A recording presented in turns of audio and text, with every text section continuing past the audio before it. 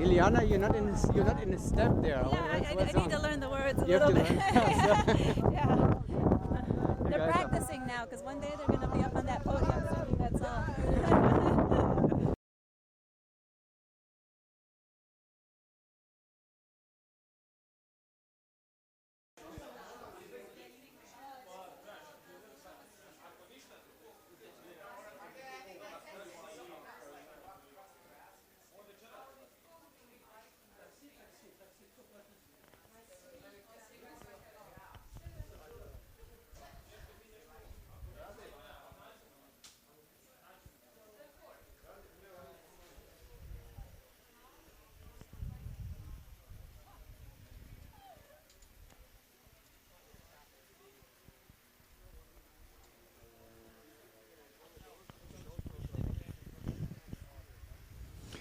Welcome to the World Cup Information Skydiving 2013.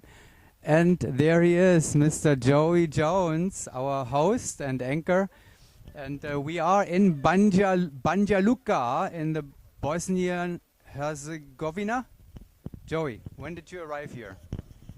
Hey Kurt, thanks for having me, man. I got here last night from Emporia Brava, and it's been pretty good. We're having a great time. We've got some nice airplanes, a great turnout. 3 new teams from England right here is one of them, just running off. But all 3 of the English Open teams are their first World Cup, which is exciting. England also has 4 teams in the female category, which is really exciting. The French are here, Belgians here. The Russians have got their teams as always. It's been good so far. So, what have you been doing so far? Your teams are training. You're actually here also with a few teams that you're coaching, right? Yes, I'm here with the Swedish female team. They've made one jump. They felt good. They're going to take the rest of the day off and go enjoy the city and go see what some Bosnian life has. And then we'll be back tomorrow to make 2 more and do the official practice and hit the draw. We just came off Swedish Nationals. We did a training camp in Prostiof out of the plane they have here. So they're feeling pretty ready and pretty comfortable.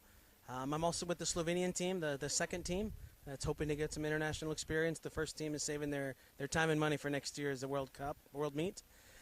And I was going to be with the Portuguese team, but one of the members was injured in a skydiving accident. George, get better, buddy, if you see this. I hope to see you next year.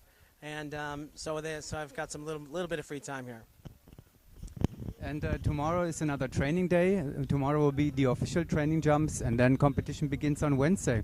Let's go quickly through all the events. We have a female 4-way category. And what are you expecting in this competition?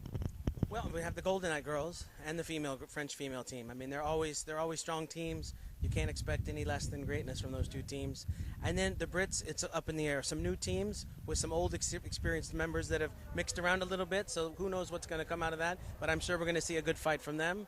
And the rest of the teams have all been improving and competing. It should be was there 10 plus teams? So it should be a good field. There'll be lots of action. Is Fire going to break the Swedish record again?